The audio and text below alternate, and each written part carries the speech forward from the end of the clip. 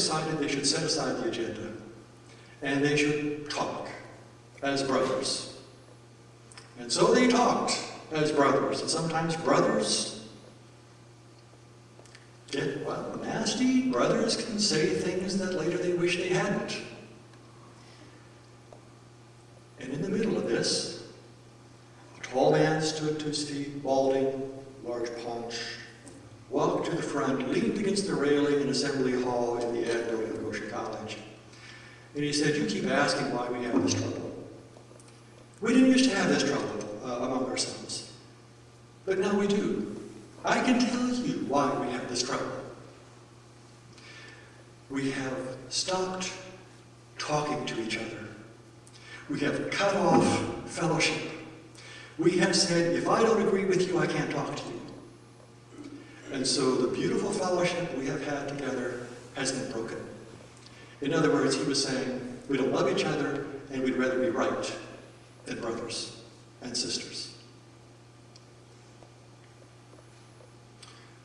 Well, when he stopped talking, a deep silence fell on those gathered. They all knew. They had heard the voice of the Spirit, calling them to be their better selves. Here was a man, Sanford C. Yoder, who wanted nothing else really in life but to be a cowboy in the West. He loved being a cowboy. But he responded to the call of the church to be a minister in Nebraska, and then finally to Iowa, where he was called to be a bishop and a leading figure. And in 1923, when Goshen College closed because it no longer had the confidence of the church, S.C. Yoder, a very reluctant S.C. Yoder, was called to be its president. And his task was to rebuild the college in a way that the church could have confidence in. Well, he had stood in the middle of many debates. He knew what it was like to stand in the divide. And he at this moment was able to hear those mystic chords of memory and to call that gathered assembly to its best self. Some had said when they were going, we might as well split. Let's be done with this controversy. Let's go our own way so we don't have to deal with it. S.C. Yoder called them to something else. His historical consciousness was alive and well, and he could call that gathered assembly to their common heritage, their common rootedness, their common bond in the Spirit. There was a long silence. And finally someone, I believe it was Harold Bender, said, "Brothers, we need to pray." And there were only brothers there. Had there been sisters, they might have solved this long before. And so these black-clad men from east and west and north and south knelt and prayed audibly, one after another. After a long season of prayer, they stood and they began confessing their faults to one another, their bitterness, their antagonistic spirits. Something had just melted them. They were no longer angry. They no longer insisted on their own rights, on their interpretation of Scripture. They sensed, they felt the common bond which they all owned, but they hadn't been paying attention to. Whenever I go to an assembly, conference, or congregation, or church-wide, I watch for the Sanford C. Yoders, who are attuned to those mystic chords of memory, who can call us to be our best selves. I'm talking about Sanford Yoders of any age, any gender, any race. And you know, I've been to assemblies where Sanford Yoders have stood and have spoken. And you know what happened? Nobody paid them any mind. We were too busy thinking about what we were going to say next that we couldn't hear, we couldn't listen.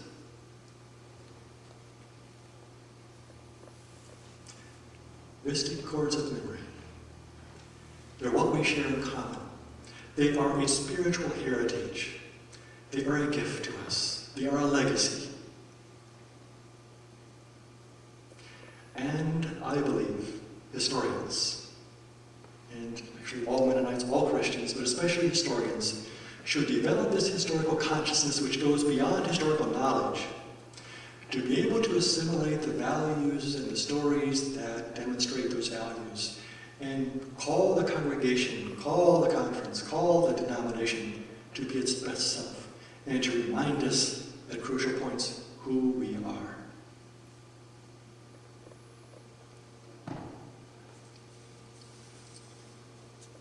Historian as miser, musician, and evangelist. Keep, gather, organize, protect the evidence of your life, of your values, of your witness in life and mission.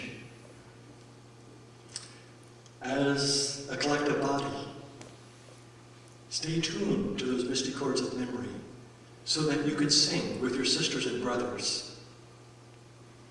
And you sing the same tune, accompanied and led by these misty chords of memory.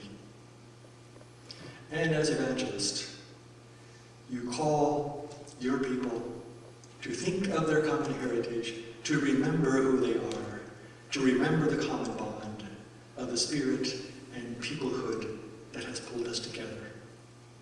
To remember, to pay attention to that historical bond that cannot easily be broken, at least if we're paying attention and if we're listening. Maybe we'll take time for some comments or questions.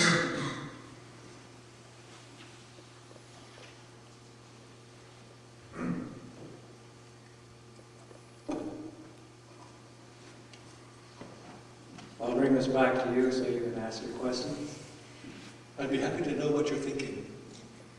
And you can tell me anything. You can tell me I'm all wet. You didn't agree with anything I said. That's fine. We'll appeal to our common history and we'll be okay.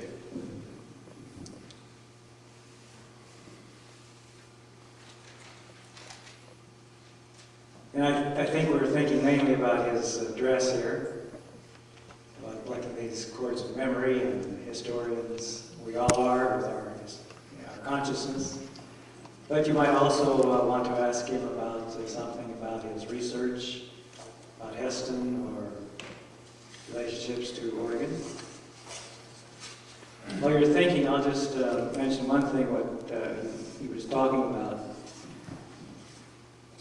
The Earth is the Lord's by John L. Ruth. This thick, recent volume of the history of Lancaster Mennonite Conference, Pennsylvania.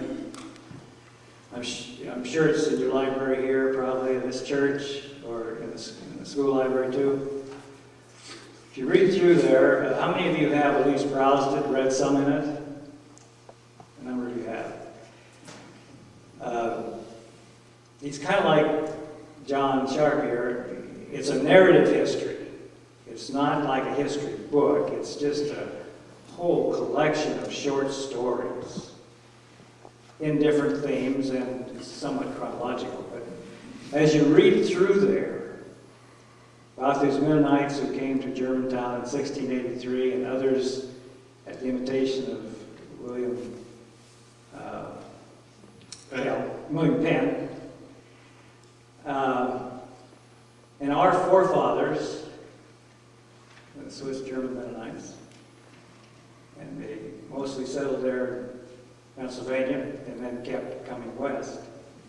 But they struggled with so many internal church issues and problems. And they struggled with the outside society, how to relate to it. And I remember reading stories in there. Questions came up, for example, about church and state, about voting. Should we vote? And should we have representation in Philadelphia? Is it okay to be a local administrator? Like today, we'd see a county commissioner or a mayor or a school board member. And they had big arguments, yes and no. I was really surprised how active those early forefathers of ours were in politics. I would have thought they would have been pretty much keeping an arm's distance from all that, but a lot of them were very involved. And other things having to do with doctrines and all kinds of things, wealth and dress and so on. But I thought all those categories that bother us today, just about anything that we have disagreements about, conflicts and conferences and stuff, you can find the same categories back there in Lancaster County 2-3 centuries ago. It's just amazing. Which is another contribution historians can make. You could say, we've been here before. This is nothing new. And, you know, you can look at the decisions they made and the results, and sometimes you'd say, boy, that was a really good decision. They were looking ahead and using the past as a guiding post to the future. Other times you say, boy, that didn't work out that well, did it? John, it's easy to, from my perspective, to think of the academic environment which you are a part of, and so on. There you find tools. You have the tools to work at this. How can this historical consciousness be nurtured in a local congregation? Do you have a model, or are there some tools that you could help us to get a hold of? I may never have seen, I don't like history. I had baggage I bring about with my history classes way back in high school, perhaps. And how can I be nurtured in the historical consciousness and be a part of that? You might decide together, those of you who know history, that here are a dozen essential books that every congregation should know.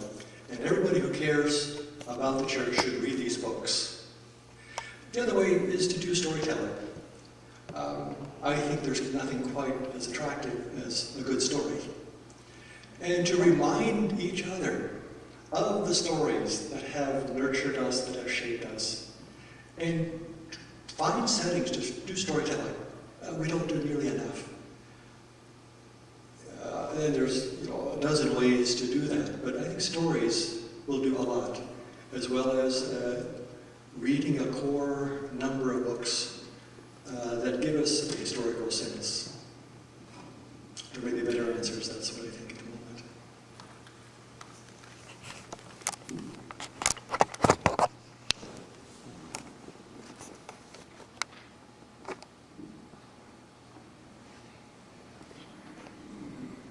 I want to share a personal story.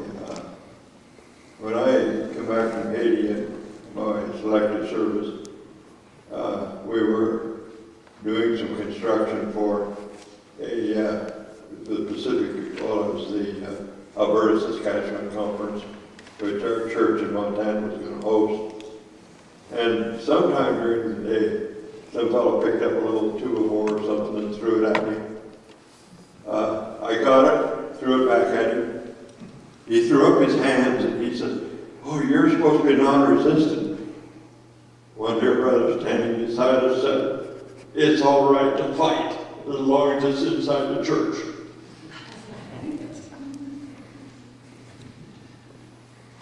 Yeah, and we get pretty good at that. You mentioned John Ruth's history at the Lancaster Conference. I visited John soon after the book was out and had him sign it and had him talk about the process of writing it.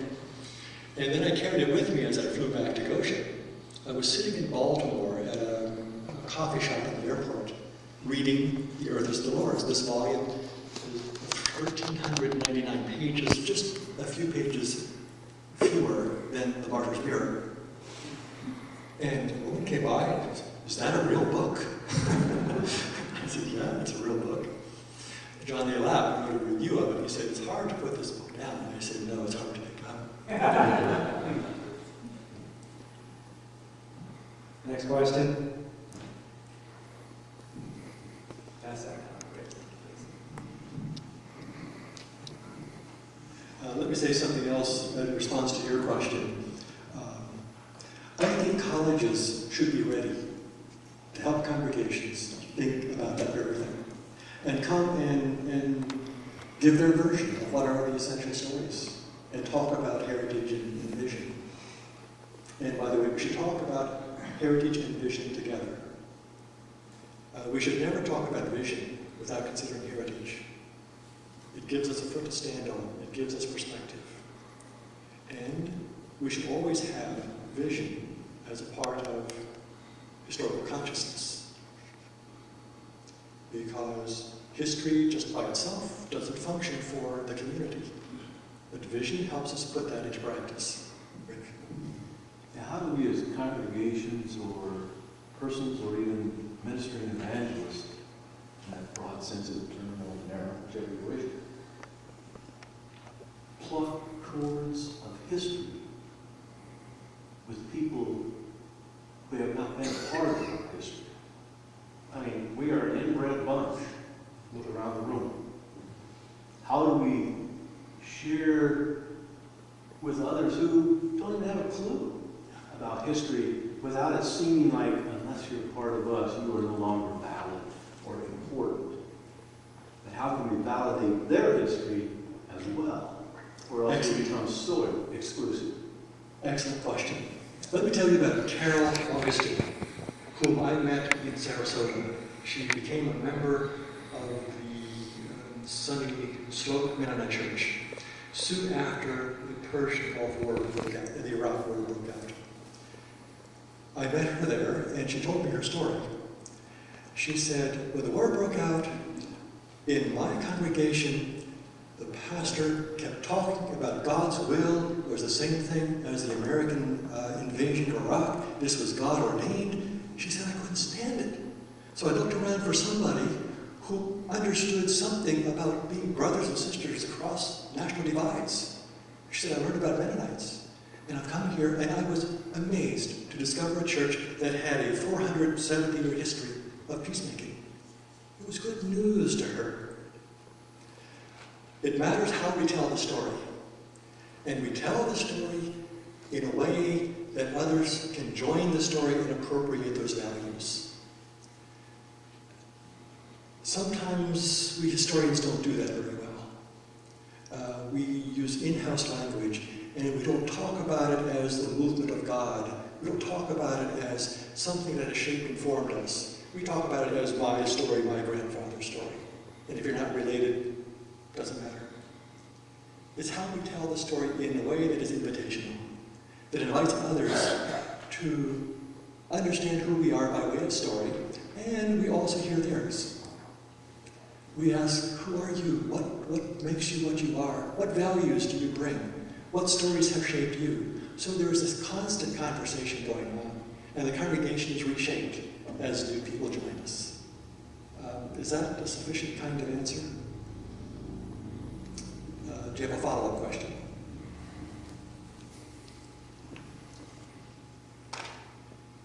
Well, I would say that in the church, in the conference, in the USA, MCUSA, we don't have a common story. I'm finding out more. I preached in Illinois for 18 years, and I came out here to the West, and this is the most different place in the world. I grew up here. I didn't realize how different we were out here. You know, we're a strange bunch. Everybody does their own thing. I won't comment on that. I think they go back west, back east too. But, you know, out here, if you live on one side of the river, you're a little different than if you live on this side of the river. And, you know, north or south, and the northern churches are very different than the southern churches here. And so, just to use the word Mennonite, in some settings, that's a wonderful thing. If you're sitting in Eureka, Illinois. If you're sitting out here, it's like, I don't think so. So how do we validate other people's story without us telling them our story is the top one? If you don't like it, hit the road. And that we wouldn't say that because we're supposed to be peacemakers, but we say it in many, many ways. Why are our churches declining so? Have we not told the story? Or don't we have a story to tell?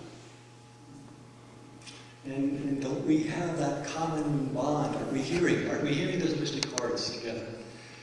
When I joined the historical committee of the Mennonite Church in 1995, I became involved in the conversations that led to integration and transformation. And I began listening, and I began seeing the news reports. And I said to Jim Schrog, George Stolzfus, I said, look, I said, where you draw the boundaries, how you draw the shape of this new organization, nobody out there cares about that much. That will not bring on anybody on board. They won't identify with us, they won't understand what we're about. I said, I have a suggestion. Let's begin by telling and hearing each other's stories. That made sense. But there really wasn't time on the agenda. Although they did give me time on occasion. I don't want to be unfair. But it's often a matter of taking the time to hear and tell our stories.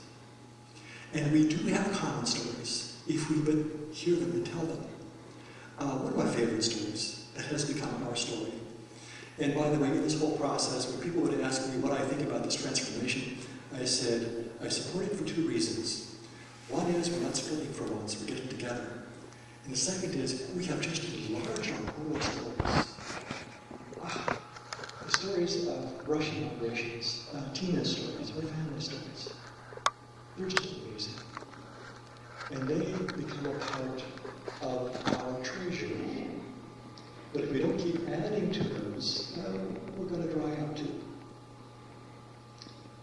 There are so many stories I can tell about that. We have to find ways to be imitations of our storytelling.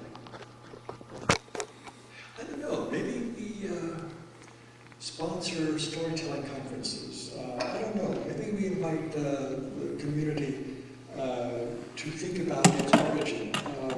Maybe we have an ecumenical gathering and we have people from each church tell us some of their core founding stories. And I think we would reach an understanding far beyond give me the 10 things you believe. We connect with stories, and we can feel like brothers and sisters. We can feel like human beings together. Stories have power. So I think finding ways to share stories, to tell stories, to invite stories.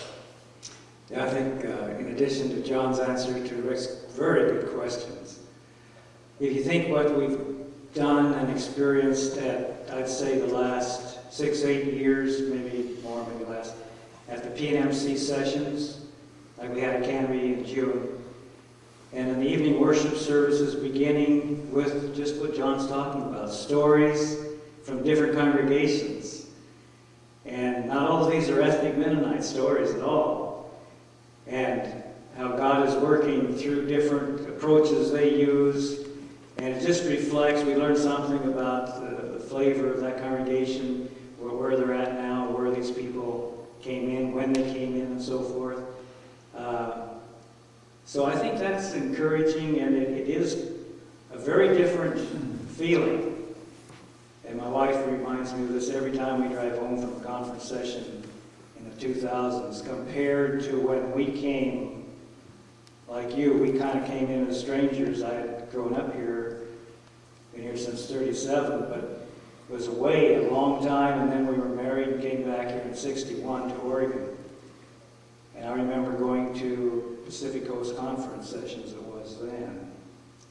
And the kind of agendas and the kind of emotions and tensions and feelings. My wife wouldn't go with me to conference, even if I were a delegate.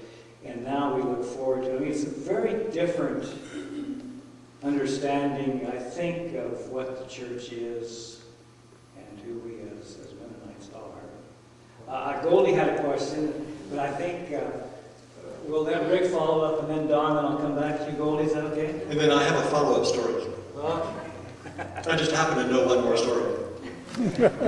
A story. I moved to Eureka, and it was during the first Gulf War, and this thing of non-resistance and peacemaking, and it really got pretty hot around the town, because that's where Ronald Reagan went to college. And so, if you weren't a Republican, you might as well not even go in and go anywhere, because there's only 2 Democrats in town. I think they worked lived in our community and went to our church. There was a dear brother from a different congregation. He wanted to debate me on the difference between just war and the positions I took. And I said, that's wonderful, yes, let's do that. And so we decided the place, which was going to be at the Bible Church. I said, well, I got one thing. I will take your position, you have to take mine. I can defend a just war theory as best it can be defended. I said, I understand your position. I am willing to read through it and look through it and hear you talk to me and let you explain that to me. But will you take the time to understand mine? And I said, well, we'll just change. And the people in the pews are going to just look at it like we're goofy because John and Rick didn't think the same. I said, would you do that? And he refused. He said, that's the most stupid thing I've ever heard in my life. And I said, isn't that about as stupid as debating in front of the church? Two pastors. And so the point is, look, maybe if we take time to understand other people's stories, Absolutely. and not seem like we're the high and the informed only, say, let me hear your story. Tell me why you did that way. That's okay. Let's just find out what's going on. But too often we come across as we have the only story, and yours is substandard. So you now have to submit to our story. And that's just the wrong way to go about peacemaking in the church. Takes us a long time to get there sometimes. That's an excellent story. Thank you, Rick.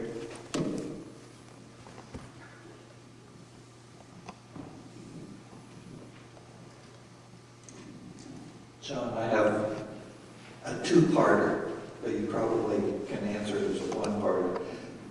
How do we get the younger generation involved in history interest?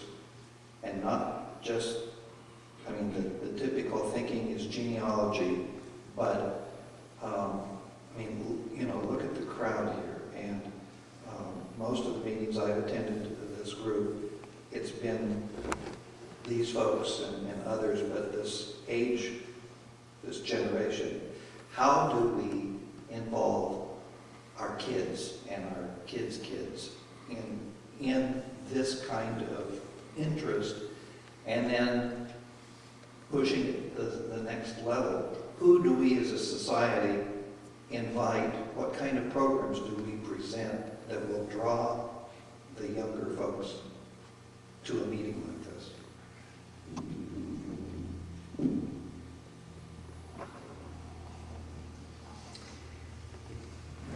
I'm thinking three things at the same time.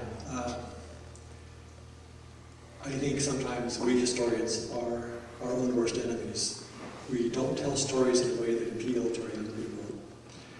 And we don't, following up on Rick's story, how many times have we asked them, what are the issues that you care about?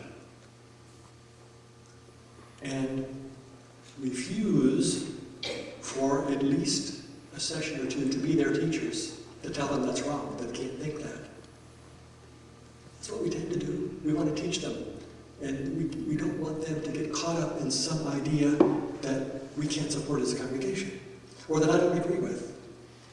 How about letting them lead? How about them begin talking about what's their view of the world? What do they care about? What bothers them? What bothers them about this congregation? Tell me what you care about. I think conversation, however it can be arranged, is the way to do it. I'm not sure that programs will appeal to them. I suppose you could bring in a rock group. By the way, I discovered 3 days ago there is a rock group that calls itself Chords of Mystic Memory.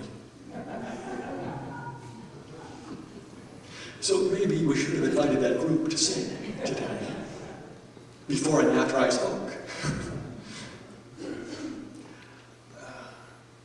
I think it has a lot to do with whether or not we care and whether we hear, and invite them to talk to us.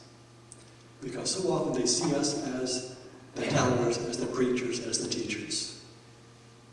And if we can break that, I think it would go a long way. Now that's too easy an answer, but that's what I'm thinking at the moment. Cody.